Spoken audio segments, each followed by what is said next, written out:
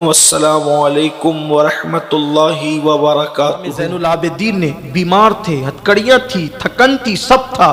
فرمایا شہید کر دو مجھے، لیکن ایک وصیت کرتا ہوں اس قافلے کے ساتھ کسی شریف انسان کو کر دینا، تاکہ خیر و عافیت کے ساتھ، حفاظت کے ساتھ یہ بیبیاں مدینہ منورہ تک پہنچ جائے۔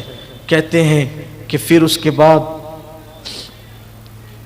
کچھ دن تک کوفہ کے قید خانے میں ان کو رکھا گیا۔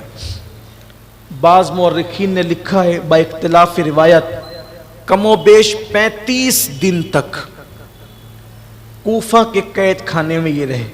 آپ یہ نہیں سمجھے 3 دن کا کربلا، نہیں، 3 دن کا کربلا، یہ مشکلیں ہیں، یہ مصیبتیں اٹھائی ان لوگوں۔ یہ جو ہے نا کہ کربلا کے بعد لبوں پہ مسکراہٹ نہیں آئی، کیوں نہیں آئی؟ کوئی چھوٹا موٹا واقعہ نہیں تھا۔ 35 دن تک کوفہ کے دارالعمارت میں قید رہے۔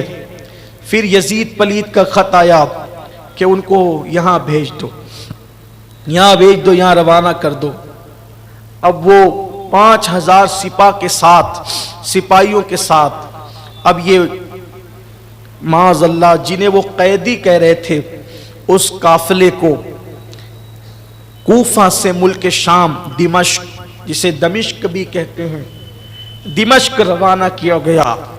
جب دمشق وہ قافلہ چلا تو وہی نیزے پہ سر تھے۔ کم و بیش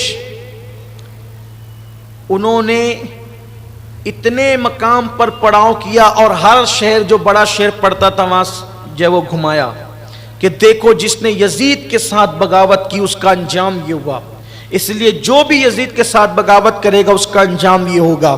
وہ سر لے کر کے گھومتے رہتے اور آگے بڑھتے رہتے۔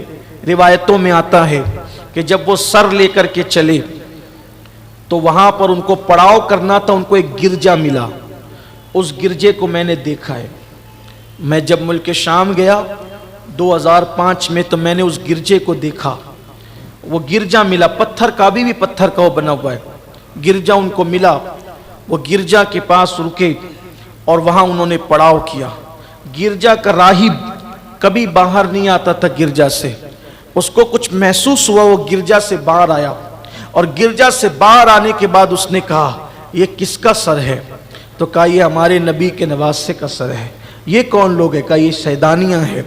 تو اس نے کہا تم کون لوگ ہو؟ کہا کہ انہوں نے بغاوت کی، معاذ اللہ ہم نے قتل کر دیا۔ کہا کہ کیسے لوگ ہو تم نے اپنے نبی کے بیٹے کا سر قلم کر دیا اور ان کو ان کی گھر والوں کو یہ انجام کیا تم نے؟ پھر اس راہب نے کہا دیکھو میری پوری زندگی کی کمائی 10,000 درہم ہے، پوری زندگی میں نے اتنا کمایا، یہ سب تمہیں دیتا ہوں، ایک رات کے لیے یہ سر مجھے دے دو، ایک رات کے لیے یہ سر مجھے دے دو، اور ان سیدانیوں کی مجھے خدمت کا موقع دے دو۔ انہیں تو پیسے چاہیے تھے، 10,000 مل رہے تھے، 10,000 لے لیے، سر دے دیا۔ وہ راہب پوری رات اس سر کے سامنے کھڑا رہا، زلفیں صاف کی، گرد و غبار صاف کیا۔ امام عالی مقام کے کٹے ہوئے سر سے اس وقت بھی خون کا اثر تھا، خون کا اثر اس وقت بھی تھا۔ اس کو پتھر پہ رکھا، وہ پتھر ابھی بھی گرجا میں موجود ہے۔ اب وہ گرجا نہیں، اب وہ مسجد ہے۔ تو جب میں گیا تھا تو مسجد ہی تھی، تو اس پتھر پہ رکھا تو اس پہ خون کا اثر تھا، آج بھی خون کا وہ اثر ہے۔ اور کہا جاتا ہے کہ تقریباً 225 سال تک، کربلا کے واقعے کے بعد 225 سال تک جب بھی یوم عاشورہ آتا وہ خون پھر تازہ ہو جاتا، جب بھی یوم عاشورہ آتا وہ خون پھر تازہ ہو جاتا۔ لیکن اس کے 225 سال کے بعد پھر وہ کیفیت نہیں دیکھی، لیکن خون کا اثر اب بھی اس پتھر پر موجود ہے۔ وہ میں نے اپنی آنکھ سے دیکھا ہے، اللہ شاہد ہے کہ ابھی بھی وہ خون نظر آتا ہے۔ اللہ اکبر۔ تو پھر اس نے غبار صاف کیا، خوشبو لگائی اور رات بھر کھڑا رہا، دیکھتا رہا انوار اس سر پر کیسے برس رہے ہیں، حتیٰ کہ صبح ہوتے ہوتے اس سر کی برکت سے کلمہ پڑھ کے مسلمان ہو گیا۔ امام کے کٹے ہوئے سر کی برکت، یعنی کیا اس نے خدمت کی، اس لیے کہ قدرت کو منظور نہیں کہ کوئی اہل بیت کی غلامی کر کے بھی جہنم میں جائے۔ اللہ نے ایمان کی دولت عطا فرما دی۔ اس کے بعد پھر وہ وہاں سے نکلے، قافلہ آگے بڑھا۔ اب اختصار کے ساتھ بات کی جاتی ہے اور اب اتنی ہمت کہاں کہ ہر بات کی جائے، اتنی حوصلہ کہا ہر بات کی جائے۔